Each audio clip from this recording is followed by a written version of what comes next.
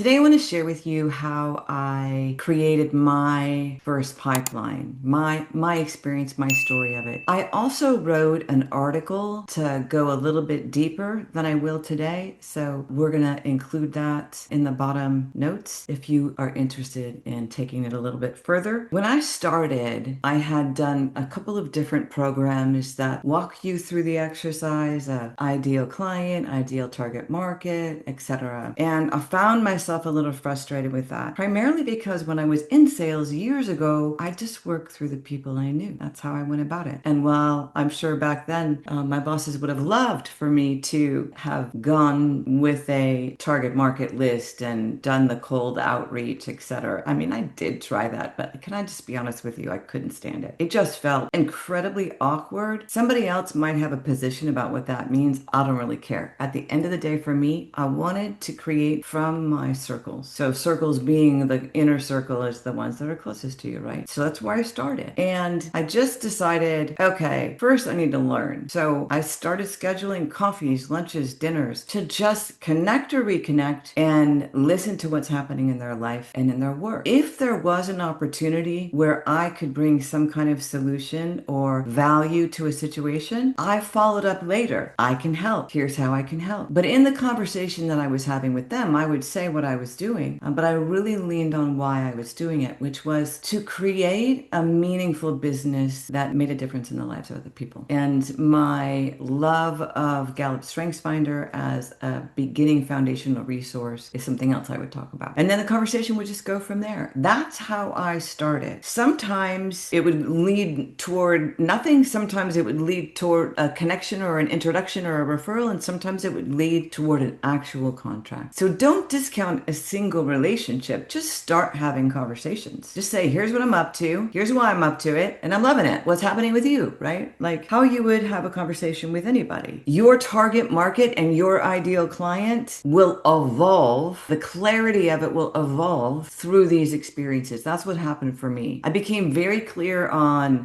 revenue size in terms of sweet spot, number of employees, leadership styles, ones that worked, ones that didn't. That all came after, through time. And I became more and more clear from just taking the action, getting into conversation, and continuing from there. If you don't have a strong circle, which if you're seasoned in any industry, I'm going to guess you have a circle and probably have a better circle than you think. Once you start working it, you'll realize. But if you don't, there's all different kinds of ways for you to start connecting with people through groups, through industry organizations, networking events, just going and talking to people when you're out. You could also partner with people who might have an aligned market with you. Just lots of possibilities. But at the end of the day, the most important thing is that you just start having conversations and that you reach out to people, especially the ones that you know, because that makes the other conversations a little bit easier. You get more practiced at it and your pipeline develops from that. And then the referrals develop from that and so on and so on. And that, like, for me is hands down the best way to go about it. Again, there are other ways. This was just my way. It's how I went about it. And so far that's worked for me. All right. Check out the article if you want to. Fabulous to visit with you today, even though I don't see your face. And thank you for watching.